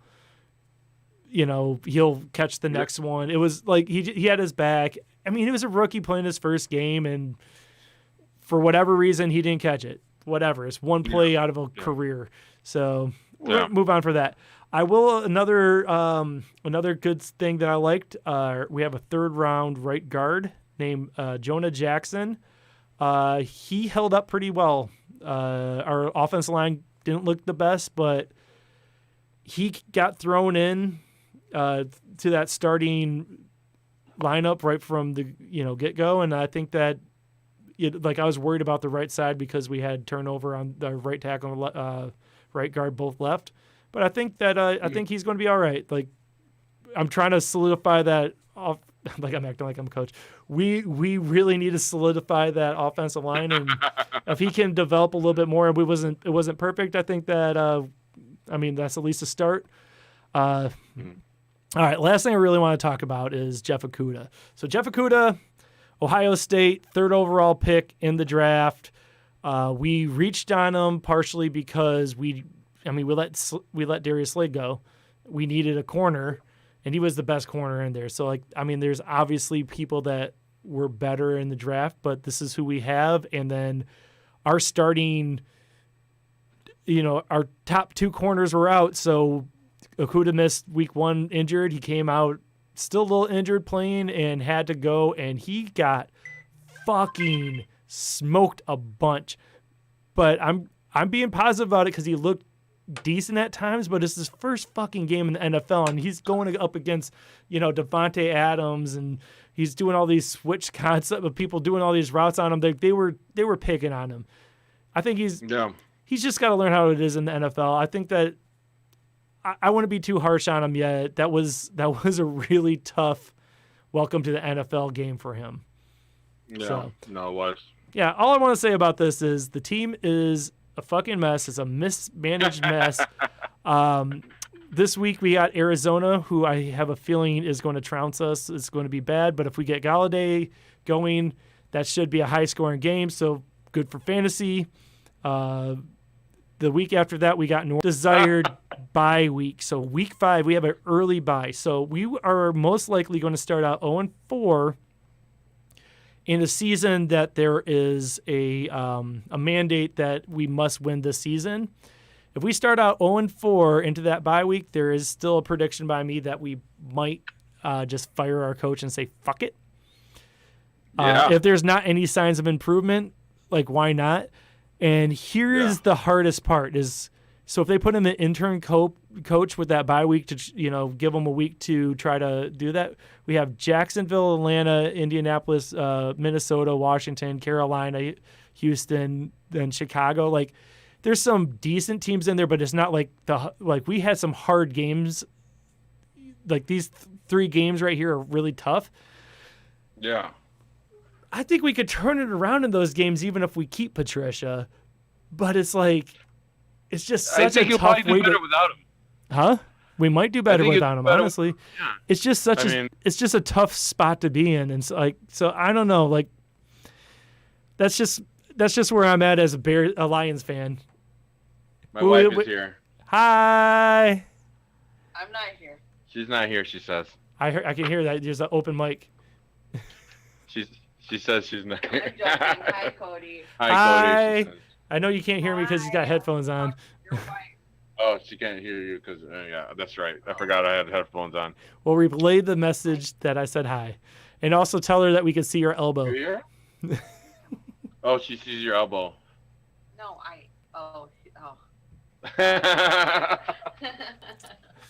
So yeah, we both got some fun schedules coming up. Bears got Atlanta, the Colts,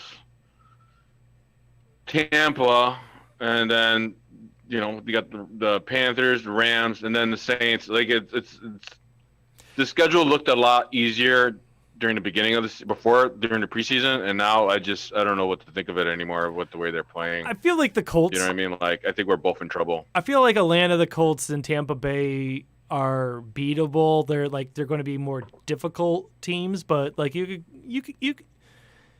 could fight with them. I think Carolina, that's a win for you. Carolina looks bad right now, especially if they don't if they don't get McCaffrey back by then.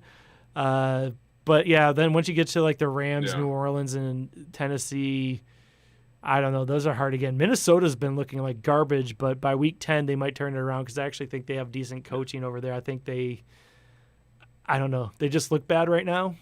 Their defense sucks right now. Yeah, it looks really. Their secondary, looks like shit. Dude, their secondary is non-existent. So yeah. Mm-hmm. I don't know. That's where I feel about that. We're in a shitty division. What'd you just say? No, we can move on, right? Yeah, we can move on. We can move on, right? Yeah. All right. What else is next? Oh, shit. I just noticed I didn't do my picks. I got to do this real quick.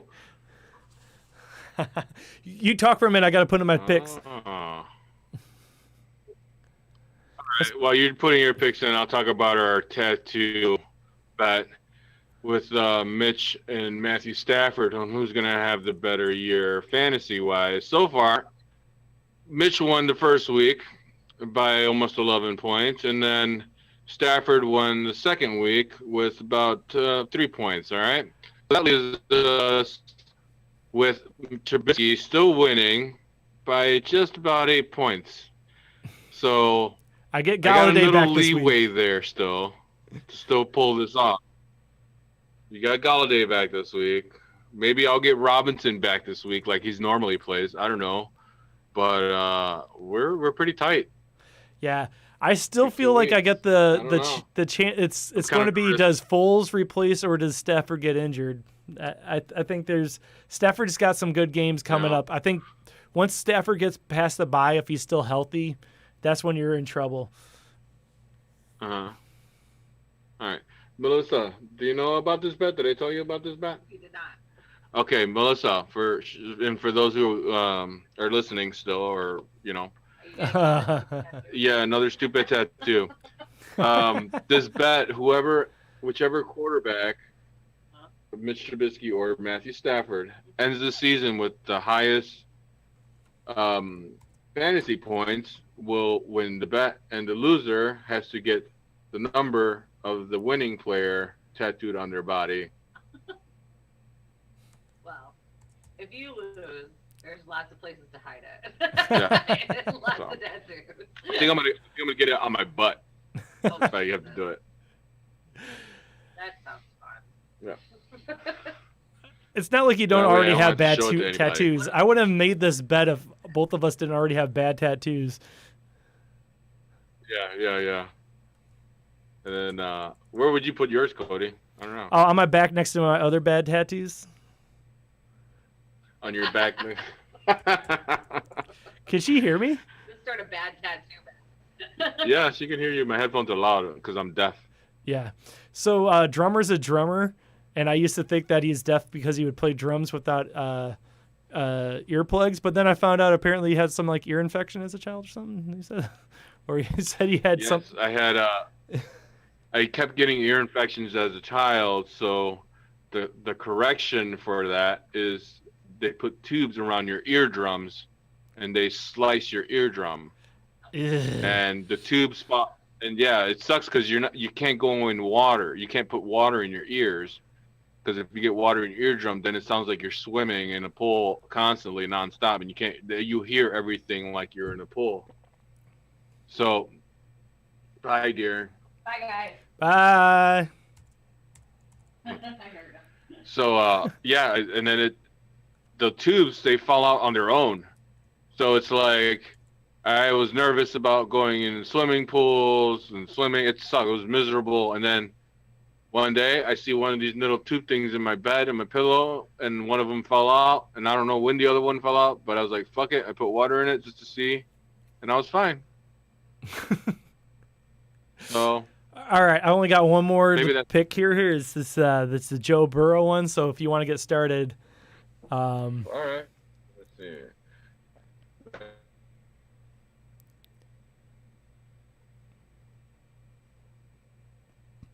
so this is every week we bet against each other on the like an over under on the projected. This is ESPN.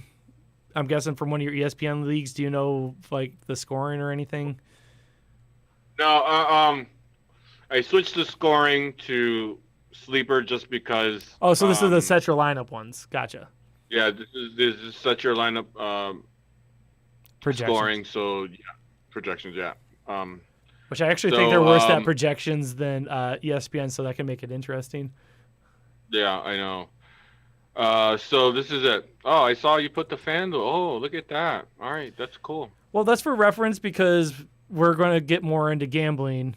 And I want to just say, as we're doing is just like looking at those prices, do you think that's worth it? Yeah, I'm not touching Kirk Cousins. So our first one is Kirk Cousins. He's projected at 20.4 points. His score last week was negative 1.4. So we're gonna make our picks off our projections. So it's projected at 20.4. We both took the under on this one because it's Kirk Cousins, I think, and we're both smart about that. No, my logic on that was so Kirk Cousins in other seasons has played all right. This season, until otherwise, don't start him at all because something's going on in Minnesota and they cannot figure it out. I'm just telling you right now, that's plain and simple. He's been good in games. He's never been a number one consistently for a long period of time. Don't start Kirk Cousins until Minnesota figures it out. Yeah.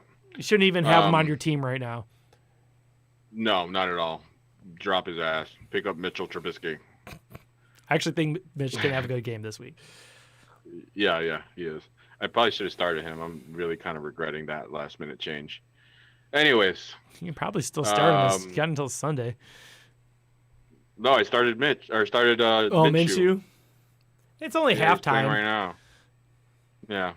I don't know. Next, we got Derek Carr. He's at 6,800 on FanDuel, 5,400 on DraftKings, all right? He's projected at 17.81. I took the under. Cody took the over. I don't feel good about it. I feel like he's going to end with 18 points, and that's honestly that was the deciding factor. I was like, I think he's going to get 18 points. That's what it feels like to me. No, New England's got a tough D, man. They got some corners there, man, that are. Yeah, Gilmore, man. Did you see Gilmore got smoked last week? Did he? Yeah. Oh. There was Russell Wilson. That game was amazing, man. Russell Wilson was fucking on fire. Yeah, he was running all over the goddamn. I know the Patriots have a good defense, but Seattle didn't seem to mind. That was a great game, though. Yeah, it was a good game. Yeah. Next, we're gonna move on to running backs. I put in Deion Lewis from the Giants. He's 5,500 on FanDuel, 5,400 on DraftKings. Now he's facing a depleted San Francisco defense at home. Not that matters. He's projected at 7.9 fantasy points. I'm taking the over. Cody's taking the under on this one. And you know why I'm doing the under? Why? The only reason people are giving him points is because Barkley went out. There's no guarantee they're going to make him the number one carrier, especially since they just grabbed Freeman. And I know Freeman hasn't had time to learn the whole playbook, but they're going to use Freeman week one. I don't know, man. I just don't feel good about Deion Lewis playing better than Saquon has, because Saquon wasn't even doing that great with the Giants. The Giants have an awful offensive line right now. So I actually think that's one of the ones I'm more confident about. I don't think Deion Lewis is worth starting this week. No. I still think I'll take the over on it, though. My next running back is Leonard Fournette out of Tampa Bay on FanDuel. FanDuel. He is. You don't have to name all that. We're just going to mention it if you think that if there were saying, we'll just say like, and by the way, Fournette's in the 6,000s on both. I personally don't think that's where I would spend that much money on, but I'd take him. I think they figured out how to use him, but he's playing at Denver, another depleted defense. Mm-hmm. And he's projected at 8.36. I took the over on this, and Cody took the under. I think he had one good week. Yeah. I think he'll have a few good weeks. I think that'll be one of them, just because it's at Denver. I don't know. I still don't trust Brady, so I think they're going to be running the ball a lot more. I don't know. He doesn't look like himself. I don't know. So I feel like Brady is still learning. He's still learning the system. You know, he's played with Patriots for a while. I don't think it's like Breeze. Breeze looked bad last game.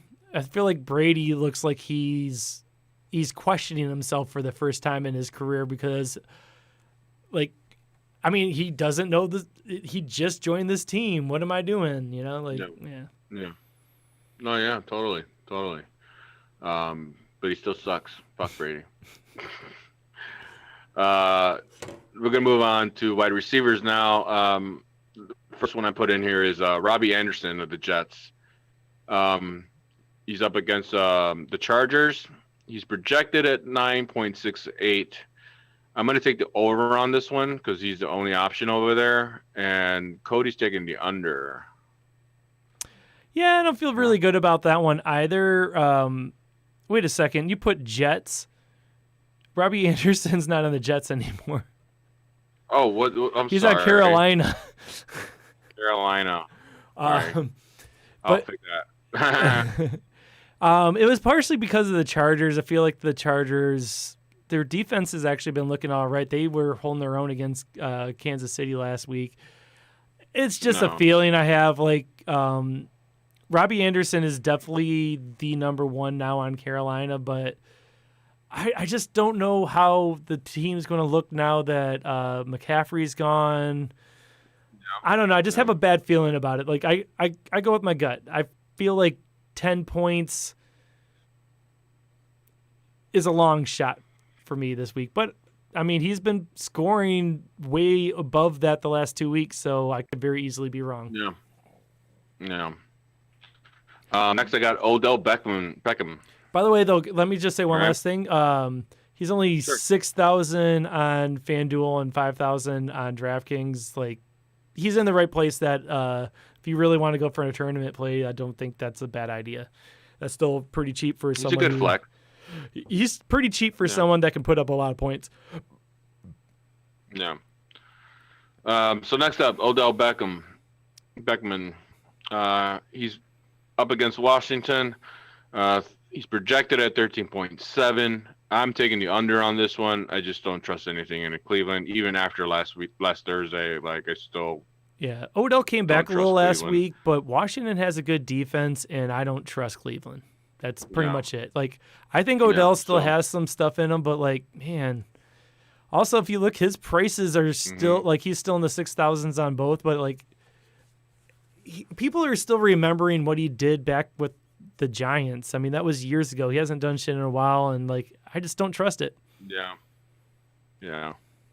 I don't trust him at all. We're both under on Odell. I got the tight ends. Noah Fant, my guy.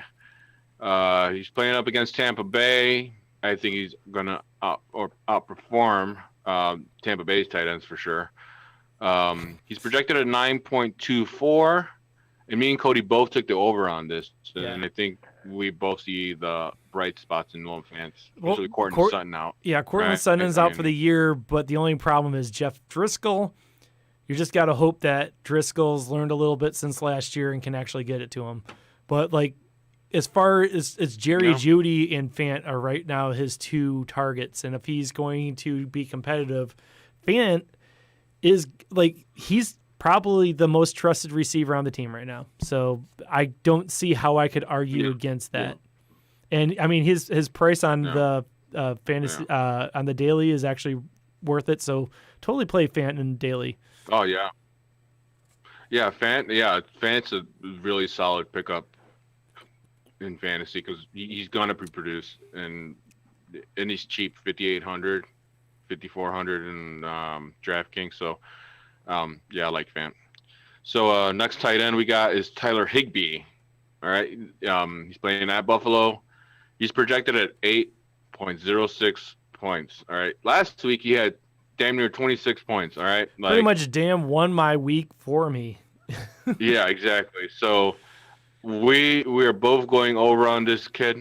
I think again, another team that figured out how to use him. And I think they're not going to stop.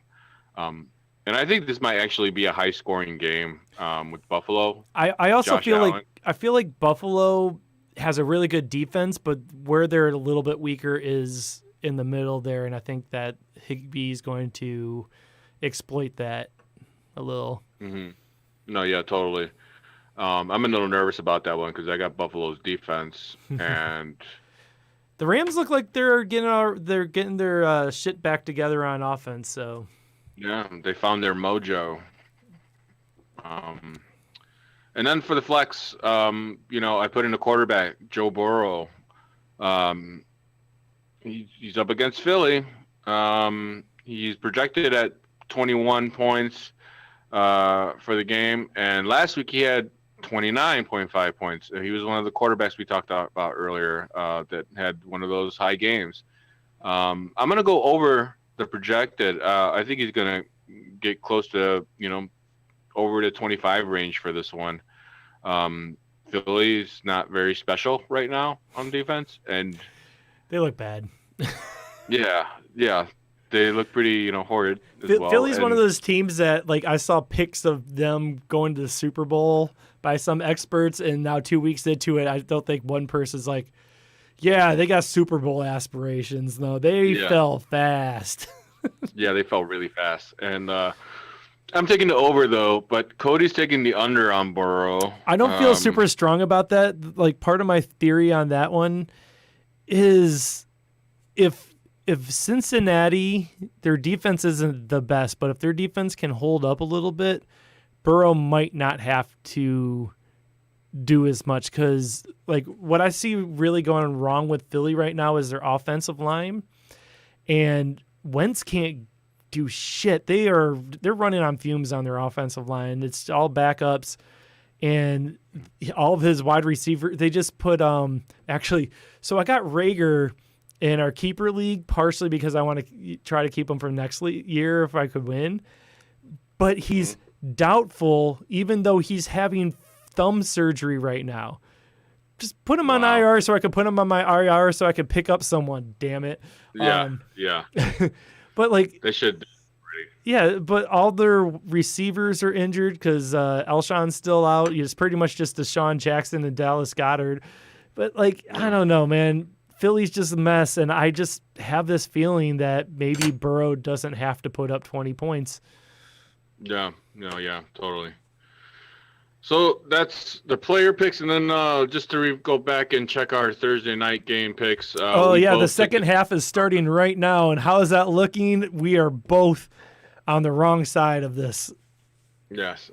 Well, it's still second half, but I mean, it's just kicking off right now. So yeah.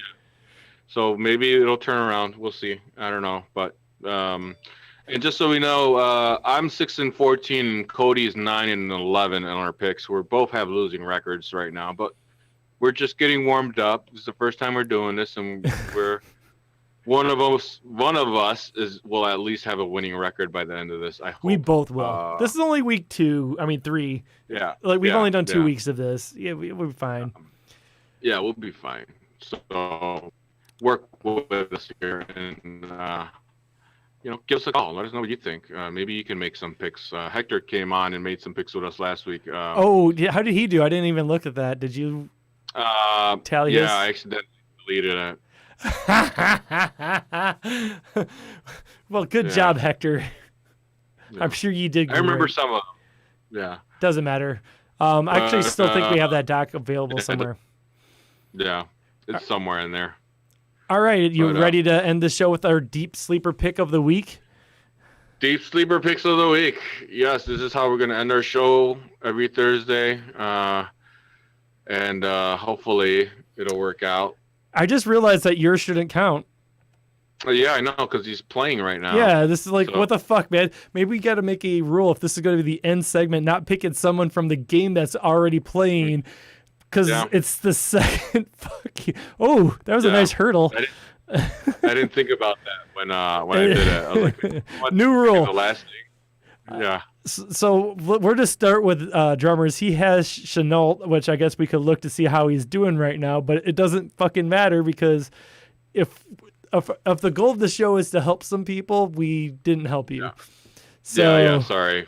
My bad. At this point, I feel like Chenault's actually owned a lot of leagues anyways. If people didn't pick him up by this week, then people aren't really paying attention to your league.